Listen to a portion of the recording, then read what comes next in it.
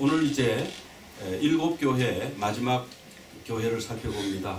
그동안에 6교회를 살펴보면서 듣는 여러분도 많이 힘드셨을 겁니다. 전하는 저도 많이 힘들었습니다. 왜냐하면 거기에 책망이 나옵니다. 누구나 칭찬 듣는 거는 좋아합니다. 힘들어하지 않습니다. 칭찬 듣는 거 힘들어하는 분 있으세요? 칭찬은 다 좋아하잖아요. 책망 들으면 고개가 돌아갑니다. 마음이 다칩니다. 근데 우리 주님이 6교회, 7교회 책망하셨어요. 그래서 이제 책망 없는 교회가 이제 한 교회 있었죠. 빌라델비아 교회. 그거 다 책망 들었는데 서머나 교회하고 2교회 책망 안 들었고요. 근데 이제 우리가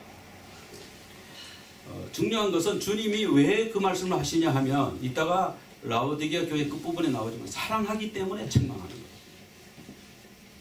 잘못된 것을 책망 안 하고 가만 놔두면 그거는 사랑이 없는 겁니다. 그거는 잘못하는 건 잘못했다고 얘기를 해줘야 돼요.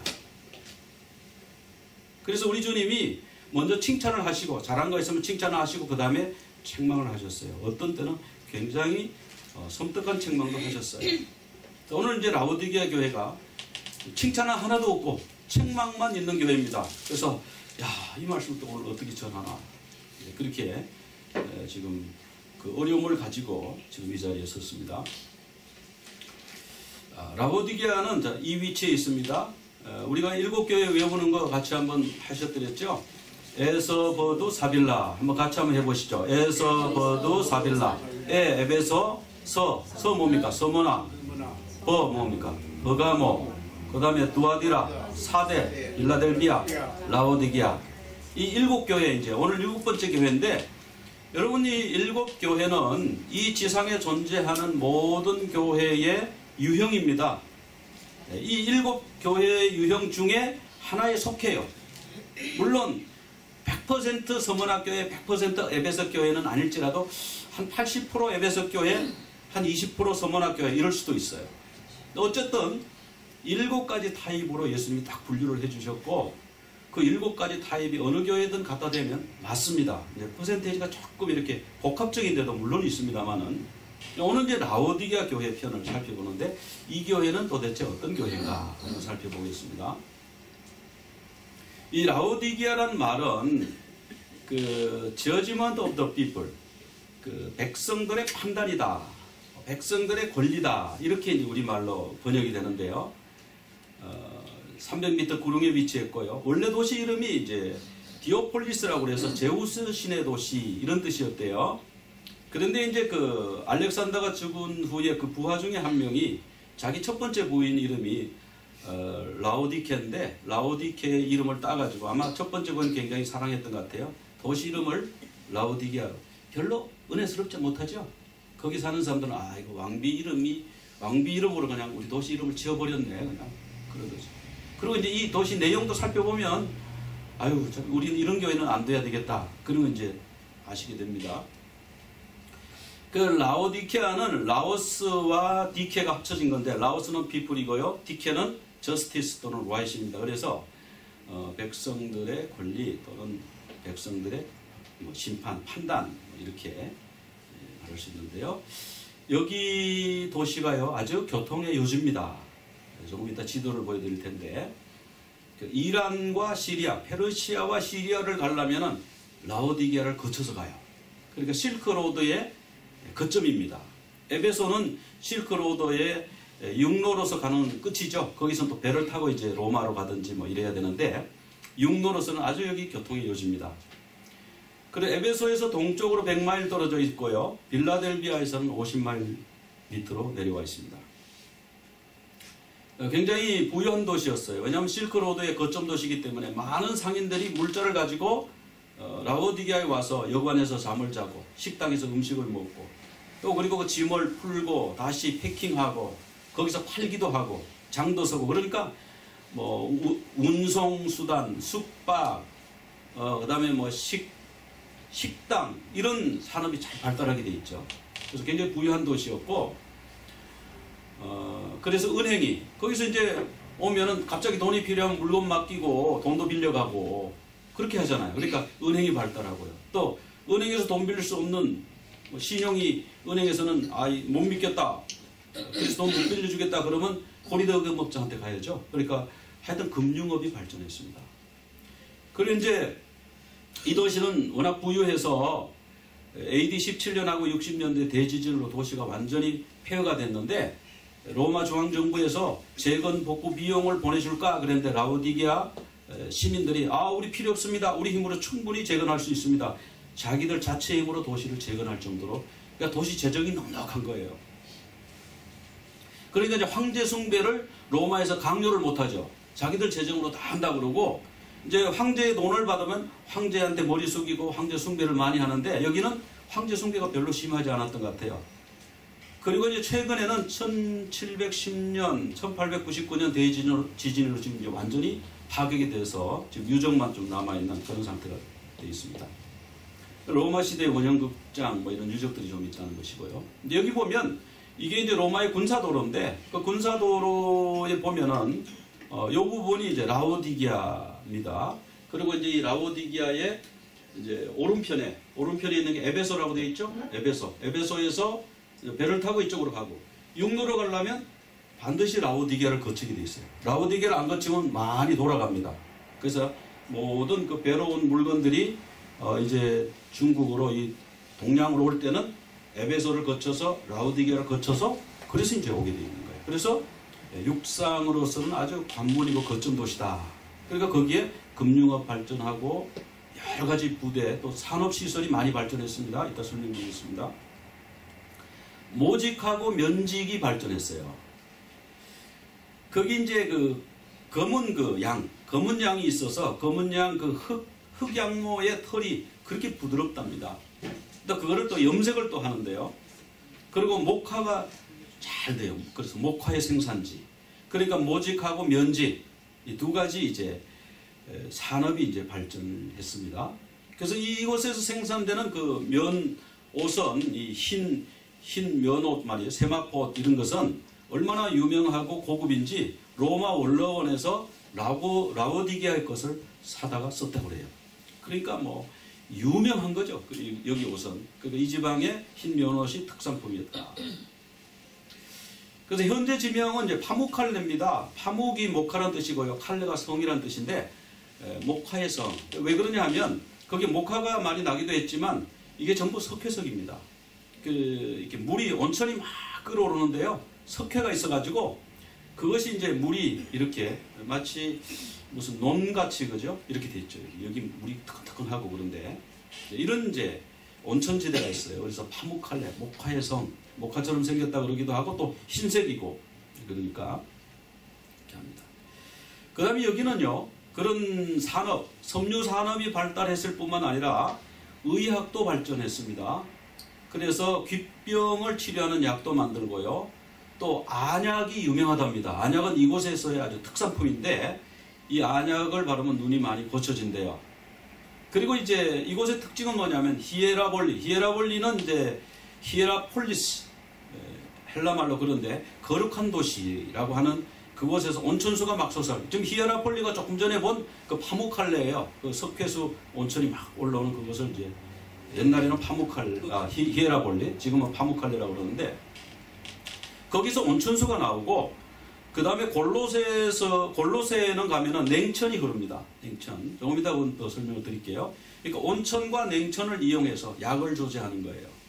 또 이제 프리기아 가루라는 걸 가지고 또 나아드 향유 이런 걸 섞어가지고 오일을 섞고 해서 귓병약하고 눈병약을 만들어서 팔았습니다. 그리고 거기 의과대학이 있었고요.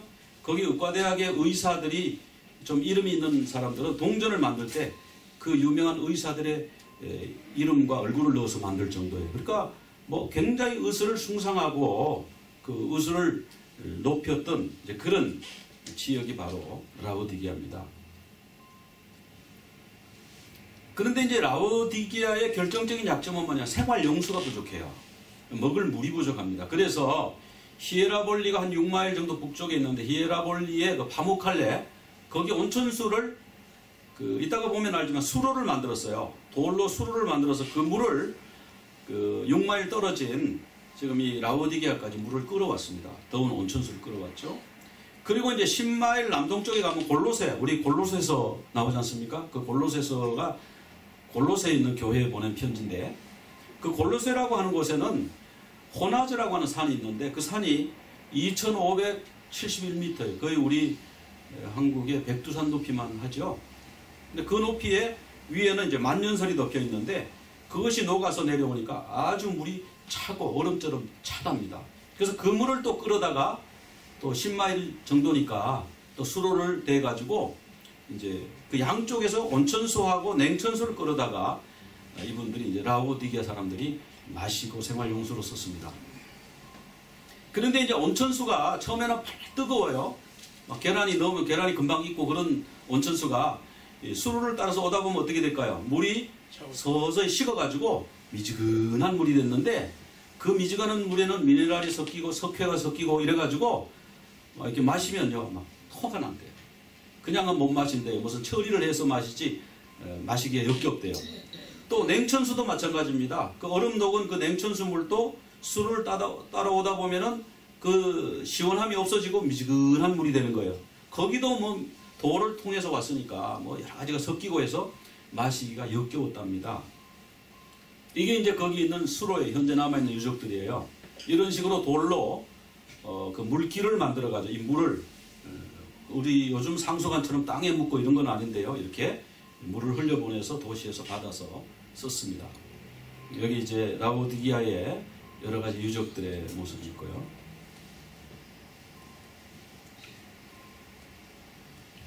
자, 그러면 이 라오디게아의 우리 주님은 어떤 모습으로 나타나죠? 항상 주님은 그 교회에 나타나실 때 그 교회의 착함한 모습으로 나타나셔요.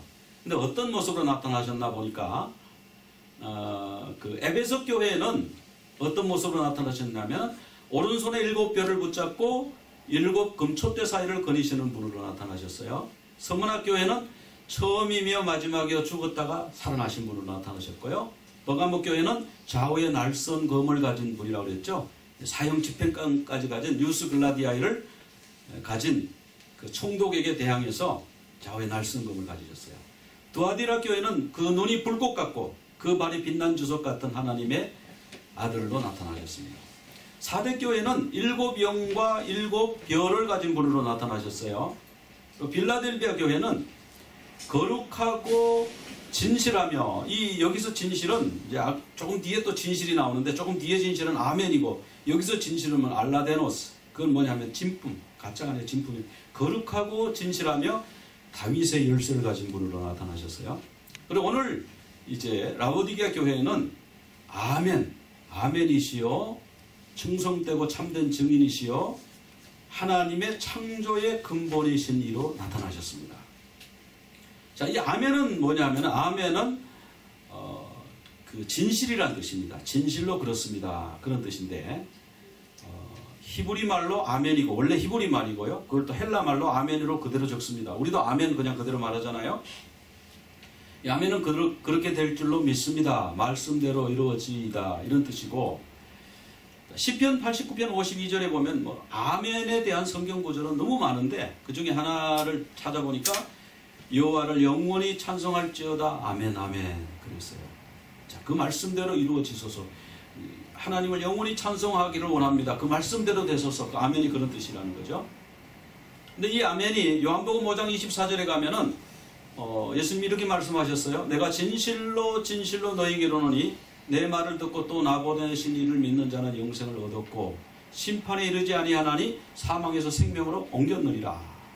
거기 진실로 진실로가 원어로 찾아보면요, 아멘 아멘 이렇게 되어 있어요.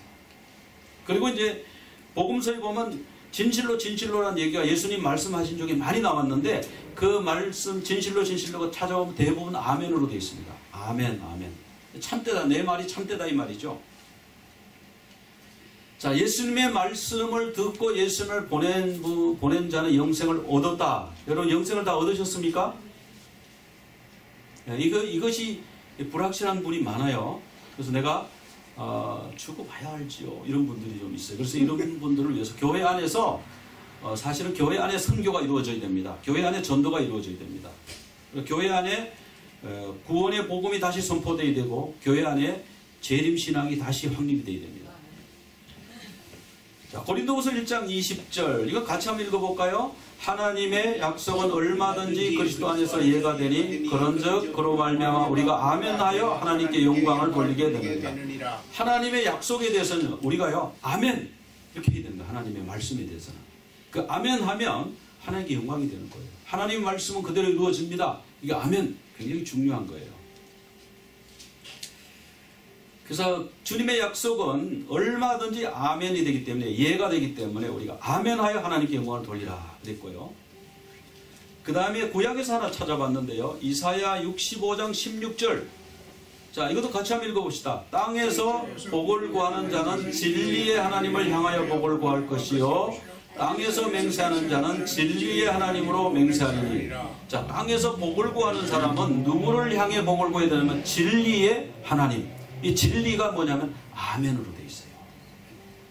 그리고 맹세하는 자도 아멘으로 하나님께 맹세하라 했어요. 아멘의 하나님께. 이 아멘 진리가 바로 아멘입니다. 그래서 이제 아멘이시여 충성되고 참된 증인이라고 나오죠. 충성된 증인은 뭔가 계시록 1장 5절에 예수님은 충성된 증인으로 죽은 자 가운데서 먼저 나시고 땅의 임금들의 머리가 되셨다 그랬어요.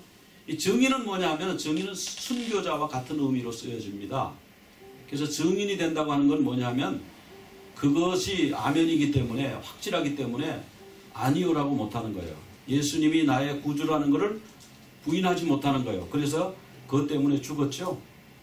황제를 하나님이라고 불러 그리고 절 한번 해 그리고 집에 들어가 편하게 살아. 나는 그렇게 못하겠습니다. 그래가지고 죽은 거 아닙니까? 그래서 직장 뺏기고 집 뺏기고 고생하고 있는 거 아닙니까? 그러니까 충성된 증인, 순교한 이 증인 그분의 가장 첫 열매가 누구예요? 그분이 바로 예수 그리스도죠. 예수 그리스도가 충성된 증인이었죠. 순교하셨죠.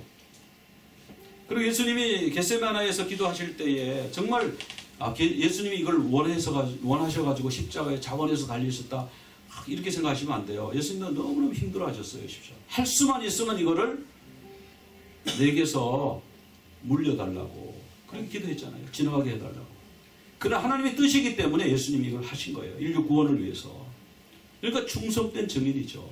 자기의 생각과 자기의 의지와 자기의 그 육신의 고통이 있고 그런 걸 생각한 게 아니라 우리를 생각해서 하나님의 말씀에 순종해서 그 뜻대로 되기 위해서 십자가에서 달려 돌아가신 분이니까 이보다 더 충성되고 참된 증인이 어디 있습니까? 그리고 우리 예수님은 충성되고 참된 증인이다.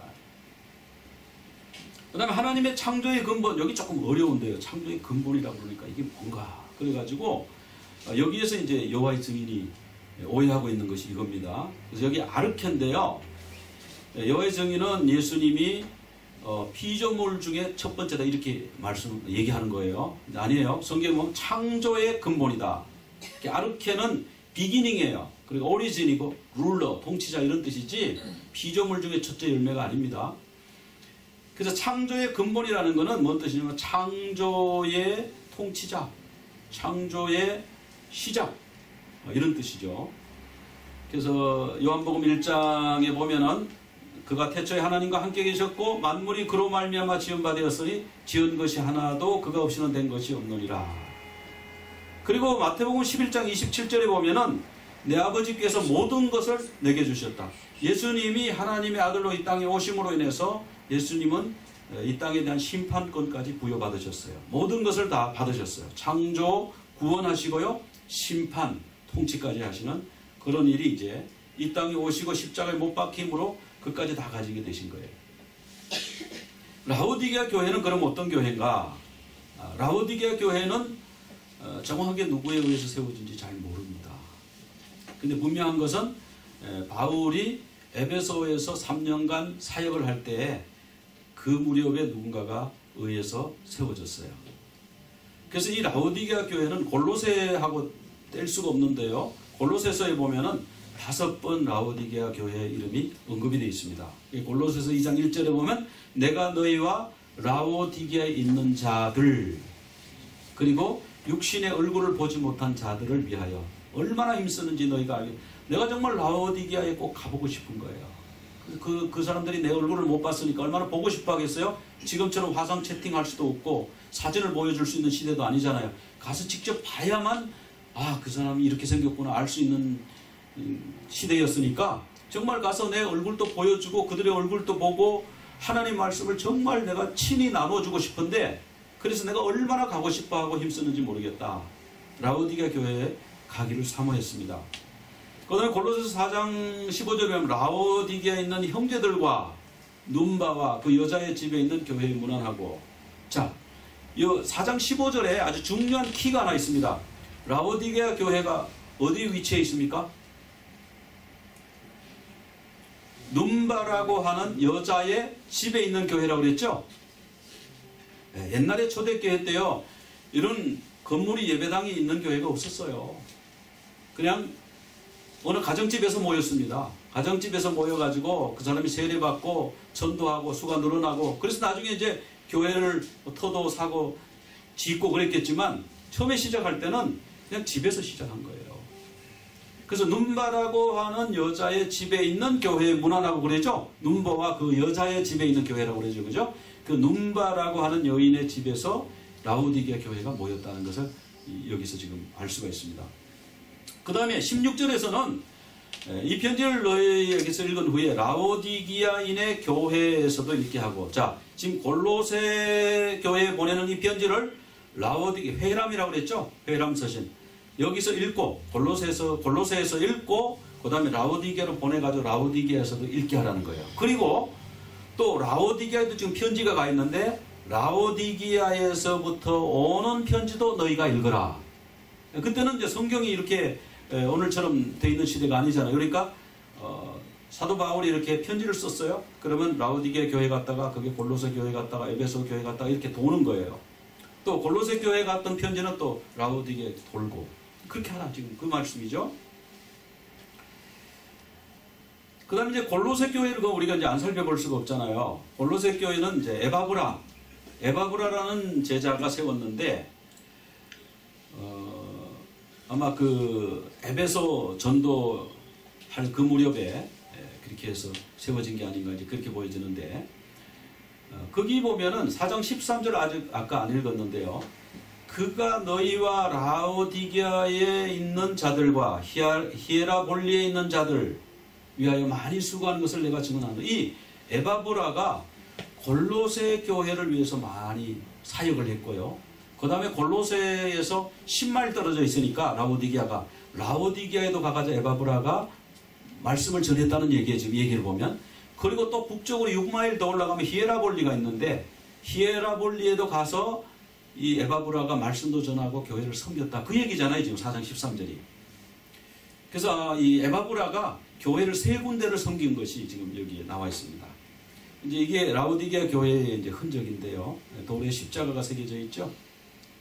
아마 이게 교회의 터였을 것이다. 근데 후대에 만든 아마 기념교회였을 걸로 보여지는데, 어쨌든 지진이 나서 다 무너진 거기에 이렇게 교회의 터가 있는 것으로 지금 이제 보여집니다. 그럼 라오디게아 교회는 무슨 칭찬을 들었을까요? 무슨 칭찬 들었습니까? 하나도 못 들었습니다. 하나도. 저도 이 칭찬 나오는 거를 막 전해드리면 좋은데 칭찬은 하나도 없고요. 책망만 들었어요. 근데 에베소 교회는 칭찬 들은 거 있죠? 그 행위, 거짓 사도를 분별했고 또 게으르지 아니하고 니골라 당을 미워했던 것. 서머나 교회 환난과 궁핍 중에도 믿음에 부여한 것. 버가모 교회 안디바가 순교했는데 믿음을 저버리지 않았던 것. 두아디라 교회 나중 행위가 처음보다 낫다고 그랬고, 사대 교회 옷을 더럽히지 않는 소수가. 이 사대 교회도 라오디게아처럼 칭찬 하나도 못 들을 뻔했는데, 그다음 몇 명이, 소수가 몇 명인지 모르겠어요. 2명인지 3명인지 5명인지 그 사람들이 옷을 더럽히지 않아서 그 사람들 때문에 사대 교회가 칭찬을 들었습니다. 빌라델비아 교회는 적은 능력 가지고도 주의 말씀을 지켰다. 빌라델비아의 특징은 작은 능력입니다. 그런데도 주의 이름 배반치 않고 인내의 말씀을 지켰다고 그랬고요.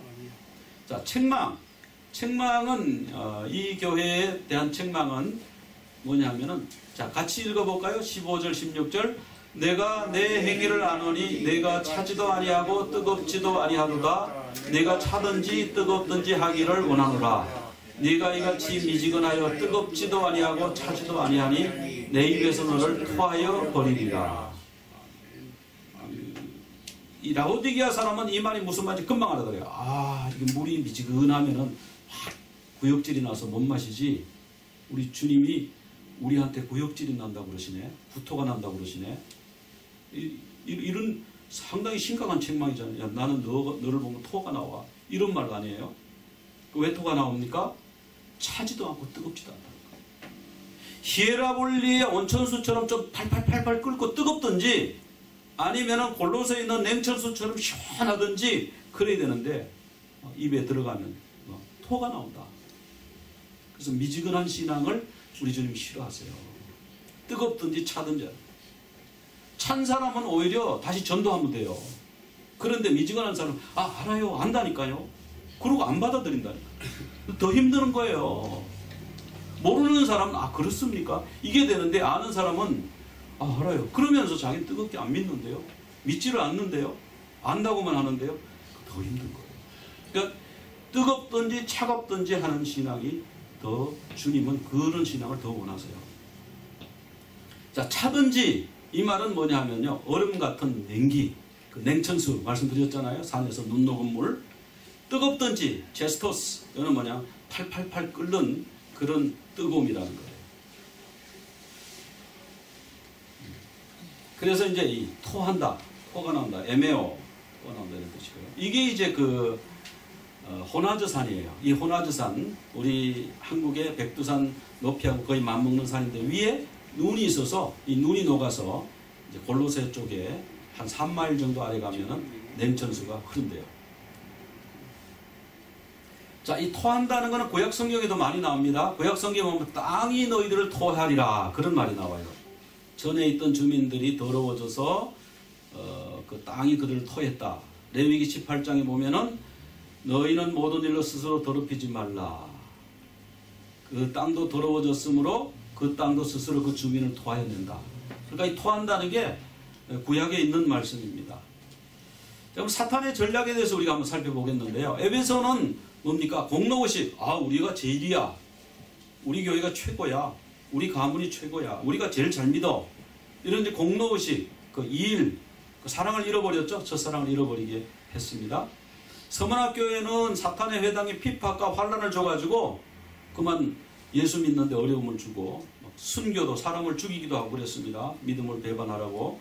버가모 교회는 니골라당이 들어와가지고 교회를 세속화시켰어요. 그렇게 열심히 광신적으로 믿을 거 뭐 있냐. 적당하게 세상하고 타협하고 살아라.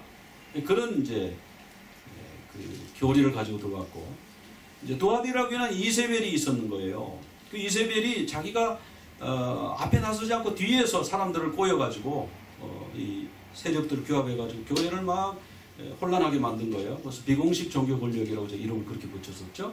그래서 그렇게 사탄이 이세벨을 통해서 교회를 흔들었습니다. 4대 교회는 뭐냐면 4대 교회는 재물과 안전, 형식주의. 우리가 예배 해오던 방법이 있는데 그 방법을, 우리 그런 거 많잖아요. 교회에서 예배 순서가 조금 바뀌었어요. 그 막 난리가 나잖아요. 하나님께 드리는 예배 순서를 바꿨다고 난리가 나잖아요. 하나님이 언제 순서 그런 거 묵도 기도, 찬송, 기도, 설교 언제 그런 순서를 하라고 주셨어요? 사람들이 정한 겁니다. 그거. 그러니까 순서가 좀 바뀔 수도 있는 거예요. 그래서 오늘날은 이제 컨템포러리 워십이라고 그래서 거기는 순서를 다 무시하고 합니다만은 어쨌든 순서를 무시하는 것도 문제가 있지만 너무 순서에 형식에 얽매이는 거. 또 저는 또 이 가운을 안 입었는데 가운들을 많이 입지 않습니까? 가운 딱 입고. 그리고 여기 또 이제 여기 또 이게 천을 이렇게 딱 그 색깔별로 들여 놓잖아요. 근데 그게 오늘 천 색깔이 틀렸다라든지 그래갖고 난리가 나는 거예요. 이게 지금 절기가 뭔데 이 색깔이 안 맞습니다. 절기하고 이렇게 이런 게 형식주의 4대교죠. 형식만 껍데기만 남은 거예요. 이런 게 이제 4대. 형식을 막 주장하면 이게 4대 교회구나. 이렇게 생각하시면 돼요. 빌라델비아 교회는 뭐냐면요. 사단의 회당이 서문학 교회도 사단의 회당이 핍박했고 여기도 사단의 회당이라는 건 유대인이에요. 이걸 쭉 들어보신 분은 아시겠지만 유대인들인데 이들이 빌라델비아를 회당에서 쫓아냈어요. 문을 걸어 잠갔어요. 그러니까 소외시키는 거예요. 그러니까 너 예수 믿지? 그럼 우리하고 같이 못해. 장사하려면은 너 예수 믿는 거 관둬야 돼. 황제 숭배하고 와. 이런 거 있잖아요. 소외시키는. 이 소외가 그 분리의 죽음이 분리라고 그랬죠. 소외시키는 게 굉장히 큰 고통입니다. 그래서 이런 거 내가 혹시 다른 사람을 소외시키지 않나 그걸 늘 좀 주의하셔야 되고요. 교회 안에나 어디서나 가정에서 특별히 소외감 느끼는 일이 없도록 그렇게. 왜냐면 사단이 그런 걸 통해서 역사하니까. 그러면 이 라오디게아 교회는 어떤 전략을 썼는가? 분명히 또 새로운 전략을 썼겠죠. 라오디게아에 쓴 새로운 전략은 뭐냐? 만모니즘입니다. 돈이 많아요. 그래서 배금 사상, 황금 만능주의. 여러분 오늘 그 황금 만능주의에서 자유로운 분 있으세요? 나 돈이 없어서 이거 돈만 있으면 이거 좀 해야 될 텐데 이게 뭡니까? 이게 배금주의. 돈 없어서 못 살겠네. 이게 배금주의. 돈 있으면 좀 좋은 집에서 살 텐데 차가 왜 이래? 왜 이렇게 고장 나가지고 가서 고쳤는데 또 고장 났네? 돈 좀 있으면. 이게 배금주의예요. 배금주의. 오늘날 현대인들은 완전히 배금주의의 노예가 되어 있습니다. 만모니즘의 노예가 되어 있는 거예요, 사실은. 그래서 뭐 죽을 때까지. 그런데 이제 돈을 모아가지고 침대에 넣어놓고요. 할머니 한 분이 돌아가셨잖아요, 뉴욕에서. 그 할머니가 돌아가셨는데 왜 돌아가셨냐면은 안 먹고 불 안 피우고 해서 겨울에 그냥 동사하신 거예요. 저체온증으로 돌아가신 거예요. 그래서 나중에 시신을 수습하려고 이렇게 침대를 들쳐보니까 돈이 그 몇십만 불이 있었는 거예요. 그 돈을 깔고 누워 자면서 힐링을 안 돌리는 거예요. 돈을 아끼느라고. 그러니까 안 먹는 거예요. 돈 아깝다고. 이 배금주의의 전형적인 현상이고요. 우리도 그런 게 조금씩 있어요. 그 남의 얘기가 아닙니다. 포스트 모더니즘. 이 포스트 모더니즘은 사람들이 굉장히 헷갈리고 있어요. 지금요. 우리 교회가 포스트 모더니즘에 완전히 헷갈리고 있습니다. 이게 포스트 모더니즘이 뭐냐 하면요. 한마디로 말씀드릴게요. 공산주의입니다. 공산주의가 없어졌다고요? 저기 러시아하고 베트남하고 중국에만 있다고요? 아니에요. 전 세계에 지금 공산주의가 퍼져 있는데 무슨 이름으로? 포스트 모더니즘이라는 이름으로 퍼져 있어요. 근데 그거를 이제 다른 사람들은 이렇게 말해요. 포스트 모더니즘은 너무 이름을 좋게 포장했다. 그러니까 네오막시즘이라 불러야 된다. 신공산주의라 불러야 된다. 그 신공산주의가 더 맞는 말이에요. 이 포스트 모더니즘, 네오막시즘은 뭐냐 하면은 공산주의가 무너졌잖아요. 공산주의가 망하고 나서 반성으로 생겨난 겁니다. 우리가 너무 순혈주의, 너무 프롤레타리아 계급 이렇게 해가지고 다른 사람을 너무 많이 죽이고 숙청하고 이랬더니 전부 우리 적이 돼가지고 실패했다. 그러니까 이제는 뭐 동지들을 많이 끌어모으자. 그래서 동성애 하는 사람도 끌어모으고요. 성소수자라고 해가지고 차별하지만 차별금지법 이런 식으로 해가지고 이 연대를 하는 겁니다. 자꾸 연대. 가만 그런 모임에 가보면 그런 모임들이 수도 없이 시민단체가 모여있을 거예요. 그게 뭐 서로 연대하는 겁니다. 그래 다 연대하는데 누구하고만 연대 안 하냐면 기독교하고만 연대 안 합니다. 모슬렘하고도 연대합니다. 모슬렘도 도와주고 서로 막 연대하고 막 종교 통합 막 이렇게 얘기합니다. 그런데 기독교만 공격합니다. 그러면 그건 뭐냐면 기독교만 진짜이기 때문에 그래요. 그래서 포스트 모더니즘이라고 그러니까 사람들이 후기 현대주의 너무 멋있는 말이잖아 이래가지고요. 그냥 이거를 교회에서 더 덜컥덜컥 수용하고 막 이런다니까. 시대가 그냥 포스트 모던 시대야. 아니에요. 포스트 모던 시대가 아니고요. 공산주의자들의 작업이에요. 그래서 여권 신장, 무슨 근로시간 단축 이런 게 전부 포스트 모더니즘하고 다 있습니다. 연결되어 있습니다. 지금 모르고 자꾸 그러고 기자들 모르죠 이런 거. 교회에서도 모르고요. 그러니까 포스트 모더니즘이 좋은 걸로 알아요. 어쩔 수 없는 시대 상황인 걸로 알아요. 근데 이게 공산주의입니다. 공산주의가 기독교 타도 그리고 다시 그 공산 이론을 세계에다가 이렇게 접목을 시켜가지고 이상적인 사회를 만들겠다. 이게 포스트 모더니즘이에요. 그러니까 지금 이런 전략으로 지금 나오고 있는 거죠. 이 시대에. 다원주의나 포스트 모더니즘 듣고 나면 다원주의가 그게 그 말이구나. 비슷한 말이에요. 플러럴리즘이라고 그러잖아요. 그래서 왜 기독교에만 구원이 있어? 불교에도 있고 마음에도 있고 다 있지. 다 있다 그러면 얼마나 좋아. 서로 화평하고 다 서로 이거 형님 아우 하면서 이렇게 화해가 되는데 왜 기독교는 너희들만 구원이 있다 그러냐? 왜 배타적이냐? 등산을 가는데 동쪽에서 올라가면 어떻고 서쪽에서 올라가면 어떠냐? 정상에만 올라가서 만나면 되지. 이게 다원주의예요. 여러분, 동쪽에서 올라가고 서쪽에서 올라가고 그게 아니에요. 다른 산을 올라가고 있으면서 뭘 그래요. 제대로 된 산을 올라가면 괜찮은데 엉뚱한 산을 올라가고 있잖아요. 엉뚱한 산. 하나님이 정해준 그 산을 올라가야죠. 그 무슨 그러니까 이제 말장난으로 말 언어 유희에 사람들이 다 속고 있는 거예요 지금. 이게 다 문제. 이게 사탄의 지금 현대 전략입니다. 그 다음에 또 하나는 뭐냐 하면은 이제 4차 산업혁명이에요. 그 이제 AI라고 들어보셨죠? AI, 인공지능. 이제 인공지능이 나오면요. 앞으로 이제 적그리스도가 인공지능하고 관계가 돼 있는데 사람이 평생 내가 의사예요. 그래서 명의야. 세계 최고의 명의야. 그럼 난 죽었어요. 내가 죽었어요. 내 아들은 내 의학 지식을 전수받을 수 있나요? 없나요? 전혀 전수 못 받아요. 그 지식은 내 머릿속에 존재하다가요. 내가 죽음과 동시에 소멸되어 버립니다. 그러니까 아들은 이제 비즈니스맨이 될 수도 있고요. 아들은 뭐 장사하기도 하고 아들은 뭐 수학 교사를 하기도 하고 자기 분야에서 자기 지식을 쌓아가는 게 그게 지금까지 인류였어요. 그런데 AI는 죽지도 않고 잠자지도 않고 그리고 공간의 한계도 없어요.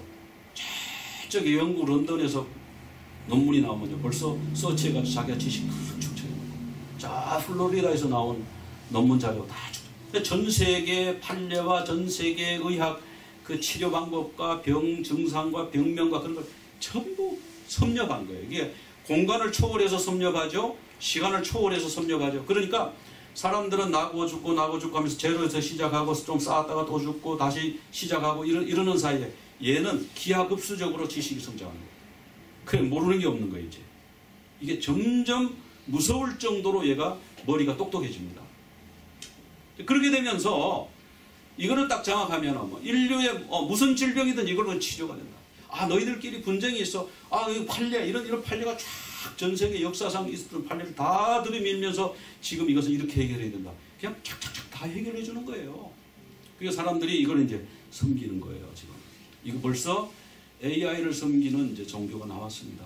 나왔고 앞으로 적그리스도가 이걸 이용하면 자기가 신처럼 세계를 통치할 수 있다는 거예요.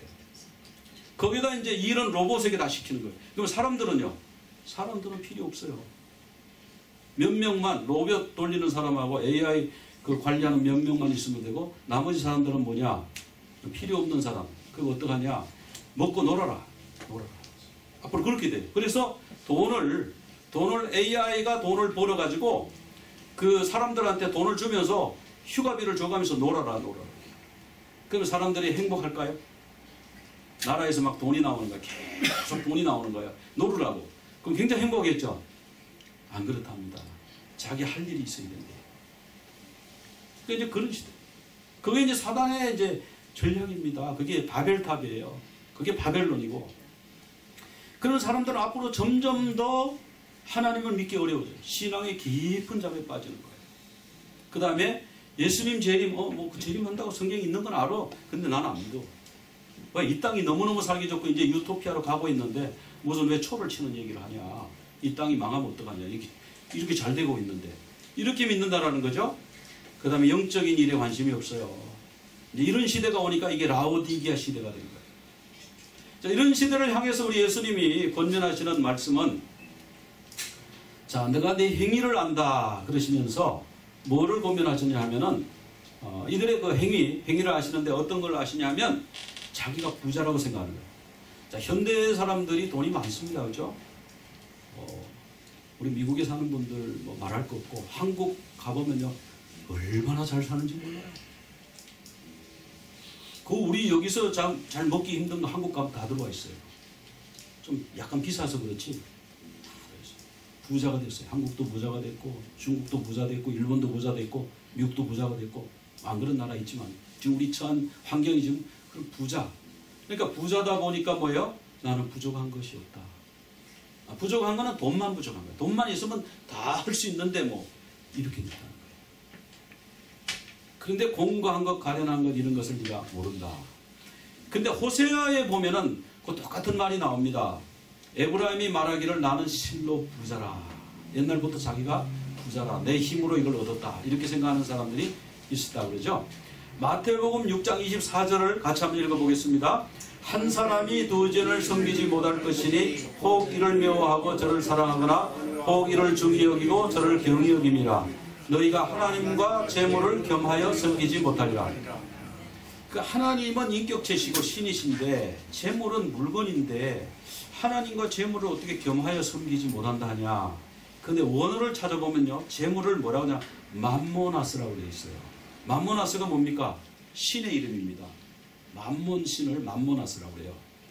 그러니까 하나님을 섬길래, 재물의 신 맘몬을 섬길래, 둘 중에 하나를 택하라. 하나를 중하게 생각하면 하나를 경히 여기고, 하나를 사랑하면 하나를 미워하게 될 것이다. 그러니까 하나님을 사랑하든지 재물신을 사랑하든지 둘 중에 하나를 선택하는 거예요. 그러니까 오늘 우리에게 주시는 말씀은 결단입니다. 하나님이 나의 주님입니다. 고백해야 돼요. 여러분, 그 학가다하고 지금 예술기도를 지금 매주 실천하라고 그러잖아요. 이게 입술의 고백이에요. 소리를 내서 하라고 그랬잖아요. 고백이에요. 고백하면 고백한 대로 됩니다. 그러면 이 행위가 어떤 행위인가? 신앙은 뜨뜻미지근하고요. 차든지 차지도 않고 뜨겁지도 않고. 자, 나는 부족한 것이 없다, 부자다 착각하고 있죠. 라오디게 교회가. 자, 그 다음에 또 그런데 이 사람들 알지 못하고 있는 게 있어요. 예수님이 너가 이런 거 모른다 5가지를 말씀하셨어요. 뭘 모르냐 하면은 곧 네가 공부한 걸 모른다. 네가 얼마나 공부하고 너 삶이 그런지 네가 모르지. 너는 그냥 돈에 취해서 살지. 눈에 보이는 게 너무 화려하고 좋지. 너 얼마나 공부하니. 곰곰이 자기를 돌아보면 참 공부하잖아요. 가련한 것. 내가 얼마나 불쌍한데 부족한 것이 없다고. 그리고 얼마나 네가 가난한데 영적으로 네가 가진 게 아무것도 없잖아. 영적으로는 거지잖아. 눈먼 것. 눈은 뻔히 뜨고 있는데 하나님을 모르는데요. 하나님 보지 못하는, 하나님 역사를 보지 못하는. 벌거벗은 것. 뭐 흰옷, 뭐 원로원에서 입는 흰옷을 우리 회사에서 만든 옷, 내가 만든 건 내가 이거 원로원 것보다 난 더 좋아. 이런 거 입고 다닌다 할지 모르지만 너는 벌거벗은 수치가 있어. 너는 영적으로 얼마나 수치가 많은지 알아. 이런 건 말씀이야. 그런 것을 너는 왜 모르냐? 모르고 있는 거예요. 그러니까 라오디게아 교회는 자기가 잘못된 걸 모르는 거예요. 자기의 부족을 모르는 거예요. 아, 이만하면 됐지. 내가 몇십 년 믿었는데 내가 이만큼 말씀 많이 하고 이만큼 많이 기도하고 이만큼 많이 선교하면 됐잖아. 나보다가 더 많이 하는 사람이 어디 있어? 이렇게 생각하는 사람은 라오디게아 교인이에요. 교회만 그런 게 아니라 각 개인도 이 7교회를 적용해 볼 수가 있어요. 예수님의 처방이 나옵니다. 같이 한번 읽어봅시다. 내가 너를 권하노니 내게서 불로 연단한 금을 사서 부여하게 하고 흰옷을 사서 입어 벌거벗은 수치를 보지 않게 하고 안약을 사서 눈에 발라 보게 하라. 자, 여기 보면 제가 녹색으로 3군데를 녹색으로 했죠. 뭐를 녹색으로 표시했습니까? 사서. 자, 이 사람들이 돈이 많아서 잘 사요. 잘 팔고 상거래를 할 줄 아는 사람이에요. 그러니까 예수님이 그 아는 사람에게 잘 알아듣는, 늘 쓰는 말로 하는 거예요. 너희들 나한테 사. 뭘 사냐면 불로 연단한 금을 사. 그리고 흰옷도 사. 그리고 안약도 사. 이거 다 있는데, 우리 다 있는데, 우리 금도 있고요. 돈 많아요. 금고에 금덩어리 있어요. 아니, 흰옷 우리가 만들면 원로원에도 올리는 거예요. 이거 원로원에서 가져가는 최특산품입니다. 특상품입니다. 안약. 우리 이거 막 의과대학에서 만든 안약 바르면 그냥 눈이 막 나아요. 그런데 우리 주님이 아니, 나한테서 사. 나한테서 사야 돼, 너희들. 그렇게 말씀하는 거예요. 여기서 사라는 게 뭔 말이냐면 아고라조야, 아고라조.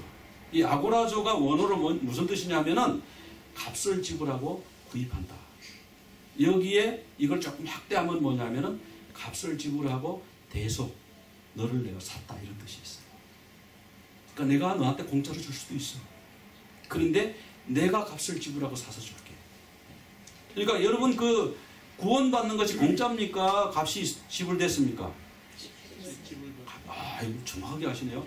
우리가 공짜로 자꾸 구원받는 그러는데 공짜가 아니에요, 그죠? 예수님이 값을, 막대한 값을 지불하고 사셔가지고 우리한테 선물로 주신 거예요. 구원이 공짜가 아니에요. 공짜로 받은 것 뿐이지, 그 지불한 분은 엄청난 비용을 지불하셨다는 거, 목숨을 지불하셨다는 거. 그러니까 사라, 이 말이요. 그 구속하고 관계가 있는 거예요. 구원하고 관계가 있는 거예요. 너희들이 구원받아야 돼. 그래, 라오디게아 교회를 예수님이 값을 지불하고 사신다는 거예요. 자, 값을 지불하고 산 후에 우리를 값을 지불하고 하나님의 자녀를 만들었잖아요. 하나님의 우리는 여기까지만 생각해. 야, 내가 왕자가 됐네, 왕자. 야, 그러면 좋은 옷 입고 좋은 식탁에서 음식 먹으면서 이제 놀러 다니는 일만 있다 이렇게 생각하는데 그 나라는 절대 안 그렇습니다. 그죠? 남의 애들은 잘못해도 어떡합니까? 남의 아이들 잘못하는 거 별로 안 뭐라 그래요. 아이고 좀 뭐 부모가 알아서 하겠지. 내 아이가 잘못하면 어떡합니까? 훈계하고 훈육하고 교육을 해요. 그러니까 하나님의 자녀가 되면 값을 지불하고 산 다음에는 하나님이 훈련을 한다니까. 하나님이 애굽에서 이스라엘 백성을 출애굽시킨 다음에 뭘 하셨어요? 그냥 가나안으로 바로 집어넣으면 되는데 광야에서 연단을 막 시키셨잖아요. 광야에서. 그래가지고 막 불평하고 막 이러니까 그럼 너희들 세대는 다 죽고 새 세대가 들어가게 할게. 이렇게 됐잖아요. 그러니까 값을 지불하고 난 후에는 뭘 하냐 하면요. 훈련을 해요. 훈련. 연단한 불로 연단한 금 훈련입니다. 훈련이 안 되면 군인이 많은데 훈련이 안 됐어요. 오합지졸이에요. 전투에 승리하지 못합니다. 그냥 특공대 한 명 들어와가지고 휘저어버리면 자체 자중질환이 일어나서 망해버리는 거예요. 그런 나라는. 그런 군대는. 그러니까 훈련을 해야 돼요. 하나님의 나라는요. 군대입니다. 우리가 출애굽한 다음에 그 다음에 출애굽기 다음에 민수기죠. 민수기에 60만 명이 무슨 수입니까? 군인의 수입니다. 전체 수는 200만 명이 넘어요. 전체 수는 세지도 않았어요. 200만이 300만 알 수가 없어요. 세지를 않았기 때문에. 그런데 그 60만이라고 하는 것은 군인의 수입니다. 20살로서 남자로서 전쟁에 나갈 만한 자가 60만 명이에요. 민수기가 아니고 군수기의 군수기. 하나님은 하나님의 군대를 조직하고 싶어 하는 거예요. 여러분이 하나님의 군대가 되시길 바랍니다. 그래서 이 불로 연단하는 금, 이 훈련의 가장 중요한 작업은 뭐냐면 주인이 바뀌는 작업이에요. 이 훈련의 목표가 뭐냐면 훈련을 해갖고 뭐 이렇게 몸에 근육이 생기게 하고 이게 아니고요. 주인을 바꾸는 겁니다. 지금까지는 내 인생의 주인이 나였고 내 인생의 주인이 바로였어요. 근데 이제부터는 내 인생의 주인은 하나님입니다. 그래서 하나님이 일부러 광야에 갖다 놓으신 거예요. 하나님이 오늘 만나 끊어버리면 다 굶어 죽는 거예요. 하나님이 반석에서 물 안 내시면 다 목말라 죽는 거예요. 그래서 내가 해결하고 내가 줄게. 내가 책임져 줄게. 너희들의 생명은 내가 책임져 줄게. 그 우리의 생명을 책임지시는 분, 그분이 나의 주님이십니다. 이 로드십을 훈련하는 작업이 광야에서 있었던 거예요. 그래서 불로 연단한 금은요. 구원받은 다음에 훈련을, 역적 훈련을 받아서 주인이 바뀌라고 말해요. 그 다음에 흰 옷을 사서 입어가지고 벌거벗은 수치를 보이지 않게 하라. 자, 이제 훈련을 받았는데, 흰 옷을 입었는데, 흰 옷에 막 때가 많아요. 내가 구원은 받았는데, 내 몸에 때가 많아. 여러분, 때가 하나도 없습니까?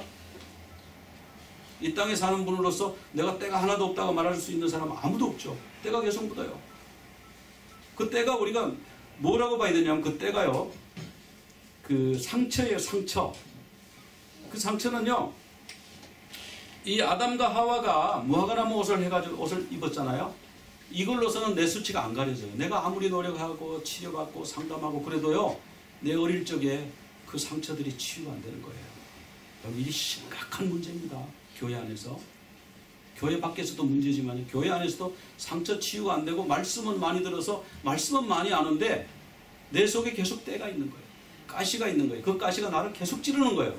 그러니까 나를 찌르고 내가 괴롭고 또 다른 사람을 찌르는 거예요. 이 가시가 뽑아져야 돼요. 이 치유 작업이 일어나야 돼요. 그래서 이 수치, 치유에서 상처 중에서 가장 큰 수치 중에 하나가 뭐냐면요. 수치입니다. 수치. 그러니까 제일 먼저 아담과 하와가 범죄했을 때 옷부터 해가지고 자기 수치를 가렸어요. 상처 중에 제일 근본적인 게 수치예요. 수치. 그리고 또 상처 중에 큰 상처가 뭐냐면 리젝션입니다. 거절감. 엄마가 나가. 너는 내 아들이 아니야. 내 딸이 아니야. 네가 아들이었으면 얼마나 좋았을까. 내가 너를 놓고 내가 얼마나 통곡하고 며칠 울었는지 아니. 내가 딸을 낳았다고 얼마나 꼬박받은 줄 아니. 너는 왜 건강하게 태어나지 않았어. 이런 말들이 다 리젝션, 상처예요. 이게 근본적인 이 밑바탕이 깔려있는데 이게 치유가 안 됐는데 위에 아무리 뭐 갖다가 바르고 색칠하고 이게 됩니까? 속에가 지금 그런 게 들어있는데 그걸 끄집어내서요 다 치유받아야 돼요. 그 치유가 돼야 수치로 안 여겨지는 거예요. 오히려 뭐가 됩니까? 아, 당신도 보니까 이제 이해가 돼. 당신 그래서 그렇구나. 어릴 때 정말 부모님한테 너무 맞았지. 너무 학대받았지. 그래서 성격이 그렇게 괴팍하구나. 그래서 정말 너는 견디지를 못하는구나. 넌 그래서 질투가 많구나. 형제간에 둘이 자매간에 하면서 왜 언니한테는 좋은 옷 사주고 나한테는 왜 언니 입던 옷만 물려주고 왜 그랬어? 왜 언니 보고 사람들이 이쁘다고 그러고 나보고는 밉게 생겼다고 그러고 매주덩어리라 그랬어? 이런 것 때문에요. 있는 거에 상처가 있는 거예요. 비교의식이 있고 열등감이 있고 막 시기심 이런 게 있는 거예요. 이게 치유가 안 되는데 그 위에 뭘 자꾸 덮는다고 됩니까? 그걸 치유받아야죠. 그래서 우리 주님이 너희들이 주인을 바꾸고 그 다음에 치유받아라. 치유. 흰옷을 입고 수치를 가리라는 건 치유받아라는 거예요. 이 상처가 치유가 돼야 돼요. 그래서 온디드 힐러라고 그러잖아요.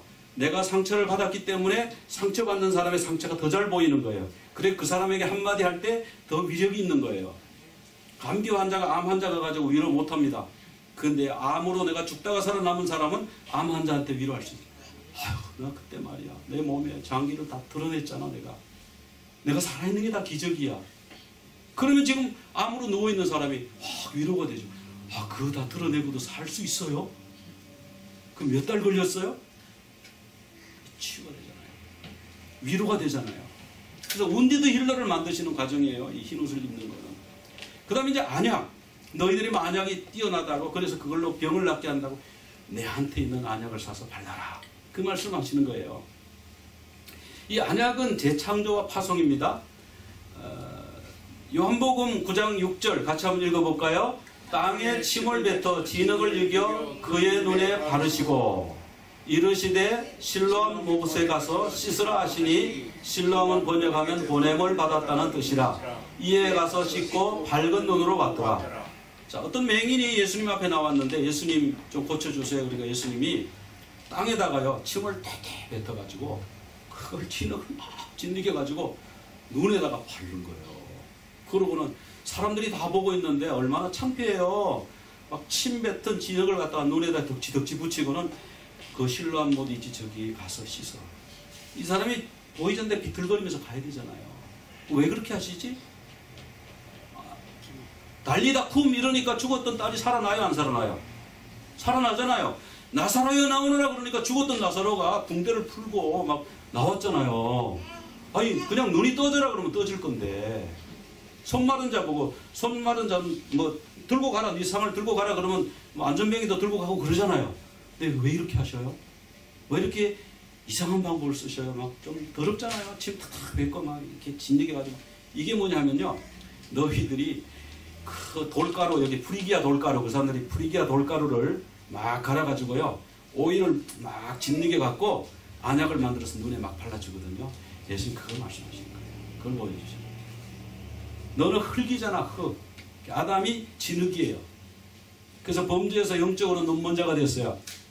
그러니까 우리 주님이 침을 탁탁 뱉었어요. 그게 기름이에요. 오일이에요. 오일. 안약을 바르신 거예요. 재창조. 그 다음에 실로암에 가래요. 실로암은 보냄을 받은 자. 파송. 너희는 지금까지는 자기가 잘났고 뭐 눈치료 잘하고 뭐 육신에 재능이 있다고 자랑했을지 모르지만 이제 하나님으로부터 재창조를 받아서 이제는 보냄을 받아야 돼요. 그래서 훈련받고 주인이 누구신지 그게 바뀌어야 되고 주인이 바뀌는 훈련을 받고 그 다음에는 수치가 가려워지는 치유를 받고 그 다음에는 보냄을 받고 파송을 받고 그 과정을 우리 주님이 그대로 설명하신 겁니다. 계시록 3장 19절을 같이 한번 읽어보겠습니다. 무릇 내가 사랑하는 자를 책망하며 징계하노니 그러므로 내가 열심을 내라 회개하라. 자, 여기는 한 번도 칭찬 안 해주셨어요. 라오디게아 교회는. 섭섭하죠. 어떻게 하나는 100가지 중에 하나는 잘한 게 있을 거 아닌가. 그래서 우리 주님이 말씀하십니다. 내가 너를 책망한 거는 너를 미워서 그런 게 아니야. 내가 너를 사랑하기 때문이야. 그래서 내가 너를 사랑하는 자를 책망하고 징계한다 그래서 징계. 징계가 뭐냐면 파이디오인데요. 아들을 만든다 이런 뜻이에요. 애들을 교육해서 만든다. 내가 너를 징계하는 것은 너를 바꾸어서 나의 자녀 삼으려고. 자녀는 거저 안 됩니다. 그냥 신분이 바뀌었다고 거기까지만 지금 우리 교회가 강조하기 때문에 지금 세상 사람들이 우리를 욕하는 거예요. 이제 예수 그리스도를 믿어서 신분이 바뀐 거는 시작에 불과하다 이래야 돼요. 그건 시작입니다, 여러분. 기초 중에 왕기초입니다. 이제부터 신앙생활이 시작됩니다. 이렇게 교회에서 얘기해야 된다는 거예요. 그렇게 얘기하는 데가 있습니까? 이제 우리가 그 얘기를 해야 돼요. 그래서 징계, 훈련입니다. 이제부터는 훈련. 그러므로 뭐예요? 열심을 내라. 뜨거워져라. 그리고 회개해라. 왜? 내가 너를 사랑하니까 책망한다. 그 말씀이에요. 사랑하니까 징계한다. 그러니까 우리 주님이 라오디게아 교회를 버리시지는 않으셔요. 그 대신에 회개하라고 그러시지 책망은 하실지언 절대 안 버리십니다. 그러니까 우리가 주님 앞에 회개하고 열심을 내면 되는 거예요. 이제.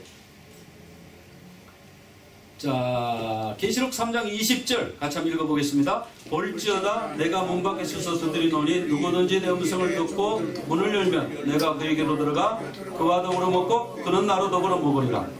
자, 이 말씀은 누구에게 주신 말씀이에요? 계시록 3장 20절이 지금 누구에게 말씀하고 있습니까? 라오디게아 교회한테 주는 말씀이죠, 그죠? 불신자한테 주는 말씀이에요? 믿는 자한테 주는 말씀이에요? 믿는 자한테 우리 믿으면 예수님이 다 우리 안에 들어왔다고 생각했는데 여기는 뭐라고 돼 있어요? 문 밖에 계시다고 그러죠? 예수님이 그 안에 안 들어가 있는 교회도 있다는 말씀 아니에요? 예수님이 문 밖에 서 있는 교회도 많아요. 그래서 예수님이 나 좀 들어가자. 그 교회에 나 좀 들어가자. 너한테 나 좀 들어가. 너 믿는다고 믿는데 너는 예수님이 없어. 알맹이가 없잖아. 너 빈 껍데기 가지고 살아있다 그러고 부자라고 그러고 뭐 병이 다 치유된다 그러고 너희들 헛믿고 있잖아 지금. 내가 들어가야 돼. 지금 그 말씀이에요.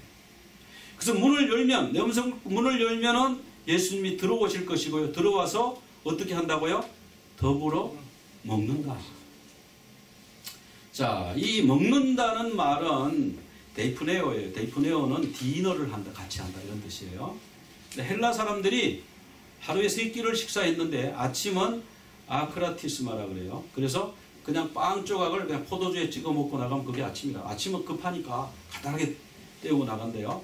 점심은 아리스톨인데 그냥 길가의 가로수에서 그냥 길 가다가 그냥 도시락 그냥 꺼내서 먹어요. 이것도 간단한 거죠. 샌드위치 하나 먹고 마는 거예요. 그런데 저녁은 데이프논이라고 그러는데 하루 일과를 마치고 가족들이 상에 쭉 둘러앉아가지고 오늘 있었던 얘기도 하면서 이런저런 두런두런 이야기하면서 여유있게 즐기는 식사가 데이프논입니다. 근데 이 식사가요 굉장히 중요합니다. 식사를 안 하면 가족이 아닙니다. 같이 한 집에 살아요. 식사를 안 해요. 밥을 따로 먹어. 나가서. 그런 사람들이 있어요. 그건 남편은 남편대로 출근해가지고 따로 밥 사먹고 아내는 아내대로 출근해서 따로 밥 사먹고 집에 돌아와서도 딴방에서 자고 그 가족이 아닙니다. 말로만 법적으로만 가족 그려놨지 가족이 아니에요. 가족은 뭐냐면 같이 밥을 먹는 가족이 사람이 가족이에요. 같이 뭐 그 음식이 얼마나 훌륭하든 뭐 음식이 좀 모자라든 간에 같이 밥 먹는 사람이 가족. 그래서 우리가 식구라고 그래요. 식구. 그래서 제가 식구라는 말을 사전에서 한번 찾아봤어요. 그랬더니 같은 집에 살며 끼니를 함께하는. 이게 뭐예요? 식구가 한 집에 살면서 같이 밥 먹는 사람이 식구라는 거예요. 한 집에 살아도 밥 안 먹으면 식구 아니에요. 그러니까 같이 살고 같이 밥 먹고. 자, 사무엘하 9장 13절. 이거 굉장히 중요한 말씀인데 오늘 같이 한번 읽어봅시다. 시작. 무비보셋이 항상 왕의 상에서 먹음으로 예루살렘의 상이라. 그는 두 발을 다 절더라. 이 무비보셋이 누구냐면요. 사울 왕의 손자예요. 요나단의 아들이에요. 그는 이제 사울은 다윗을 원수로 생각했잖아요. 그래가지고 죽이려고 군대를 이끌고 3,000명씩 이끌고 다니면서 사울을 죽이려고 했잖아요. 근데 그 아들 요나단은 다윗을 늘 피신하게 해주고 도와줬어요. 네가 왕이 돼야 된다. 아버지가 지금 너를 공격하려고 그러니까 너 피해라. 이렇게 해줬단 말이에요. 그러면서 이제 더 이상은 너하고 같이 이제 하면 아버지한테 내가 죽겠으니까 내가 너하고 이제 오늘 마지막이다. 그러면서 네가 왕이 되거든 내 후손들을 내 가족을 부탁한다. 그렇게 하고 서로 헤어졌어요. 그리고 길보아 전투에서 사울 왕과 요나단이 하루에 다 죽어버렸어요. 이제 그 소식을 듣고 그 궁녀가 이 무비보셋이라는 이 어린애를 갓난 아기를 안고 궁녀가 달려가다가 그만 그 돌계단 같은데 떨어뜨려 버렸어요. 그래가지고 이 무비보셋이 절름발이가 됐습니다. 그래서 어디 광야에 숨어가지고 지금 신분을 숨기고 사는 거예요. 다윗이 왕이 되고 나서 요나단의 후손이 있는지 한번 찾아봐라. 그래서 부하들을 보냈습니다. 여러 군데 수소문해서 찾아왔습니다. 그러니까 무비보셋이 얼마나 무서웠겠어요. 할아버지 죽고 아버지 죽고 다 죽고 나는 절름발이 돼가지고 광야에 숨어가지고 사는데 왕궁에서 날 찾아왔대. 얼마나 두려웠겠어요. 그런데 그 왕궁에서 메시지는 뭐냐면 내가 너에게 은총을 베풀리라. 그래서 이 사람을 예루살렘 왕궁으로 불러들인 겁니다. 그래서 왕의 상에서 같이 밥을 먹었어요. 이 왕의 상에서 같이 밥을 먹었다는 건 뭐냐, 왕의 식구가 됐다. 한 가족이 됐다. 이 왕의 상에서 밥을 먹는다. 굉장히 큰 축복이에요. 천국에서 주님의 밥상에 참여한다. 주님이 내게 오셔서 함께 더불어 먹겠다고 그러시는 말씀, 굉장히 감사한 말씀이죠. 함께 먹는다는 것은 용서와 수용이에요. 내가 너를 용서한다 그런 뜻이고 사랑의 표시입니다. 연인들이 데이트할 때는 반드시 뭘 먹어요. 안 먹고 데이트하는 거 보셨어요? 하다못해 커피라도 한 잔 마셔요. 껌이라도 나눠서 씹습니다. 그게 데이트예요. 그게 사랑이에요. 아무것도 안 먹고 냉수 한 잔 같이 안 마시고 쌩쌩하게 만났다 그냥 헤어져. 그거는 뭐 둘 사이에 뭔 문제가 있는 거예요. 그리고 신뢰와 친밀함의 표시고요. 한 가족. 이것이 이제 그 유명한 세상의 빛이라는 그림인데 이 그림을 그린 그 화가가 홀만 헌트라는 사람이에요. 이 사람이 그림을 그렸는데 바깥에 문고리가 없습니다. 그리고 예수님이 초롱불을 들고 등불을 들고 문을 노크를 하는데 문 밖에는 잡초가 지금 우거져 있죠. 이 문 안에 사는 이 주인은 문 밖으로 나와 본 적이 없어요. 문을 굳게 닫아 걸고 열어주지 않습니다. 그래서 예수님은 계속해서 두들깁니다. 예수님이 찾아오셔서 문 밖에서 두들기세요. 이 그림을 그렸더니 옆에 있던 다른 화가가 문고리가 없어서 이 그림은 잘못됐다 그랬어요. 그때 홀만 헌트가 말했습니다. 아니네.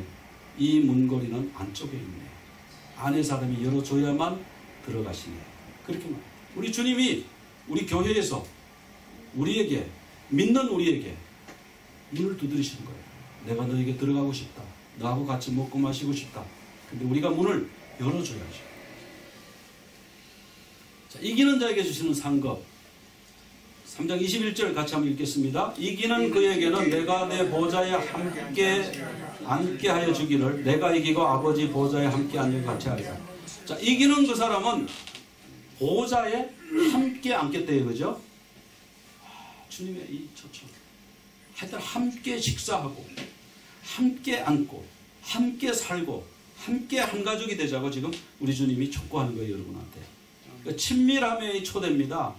그 다음에 한 가족이 되게 하시겠다는 약속이고요. 한 식구가 되게 하시겠다. 여러분 지금 여러분의 주님은 어디 계십니까? 문 밖에 계십니까? 아니면 안에 계십니까? 여러분 문을 단단히 닫아 걸고 있으십니까? 아니면 열고 받아들이고 계십니까? 내가 정말 주님의 가족이 되기를 원하십니까? 주님이 나와 함께 식사하고 함께 나누고 한 가족이 되기를 진심으로 여러분 원하십니까? 그것을 생각하면서 우리 통성으로 잠깐 기도하겠습니다. 하나님 아버지, 주님이 대문 밖에 서서 기다리시는데 저희들이 문을 단단히 잠궈놓고 열어주지 않고 있습니다. 주님, 마음문 엽니다. 주님 들어오시고 저희들 가운데 들어와 주시옵소서.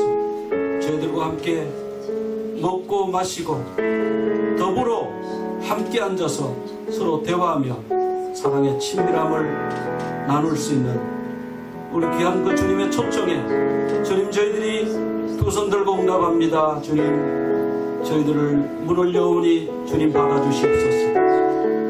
주님 저희들 속에 들어오시고 저희들과 함께 하시고 저희 인생의 주인이 되시고 저희의 벌거벗은 수치를 가리워서 더 이상 수치스럽지 않게 하여 주시옵시고, 주님 잘못된 약을 써서 잘못된 그 모든 영혼육의 부분을 주님의 안약으로, 주님의 약으로 치유하여 주시옵소서. 고쳐주시옵소서. 그래서 재창조하여서 새로운 사역자로 파송하여 주시옵소서. 새 사역자가 되게 하여 주시옵소서. 주님의 가족이 되고 주님의 식구가 되게 하여 주시옵소서. 예수 그리스도 이름으로 기도드리옵나이다. 아멘. 이제는 우리 주 예수 그리스도의 그 크신 은혜와 하나님 아버지의 극진하신 사랑하심과 성령님의 감동 인도 충만 교통하여 주시며 주님의 문두드리심에 응답하여 주님 제가 여기 있나이다. 저의 가족이 되어 주시옵소서. 주님의 잔치상에 참여하는 신부가 되기를 원합니다. 다짐하며 주님께 더욱 나아가기를 원합니다. 우리 모두의 이제로부터 영원토록 함께 하시옵기를 간절히 축원하옵나이다. 아멘.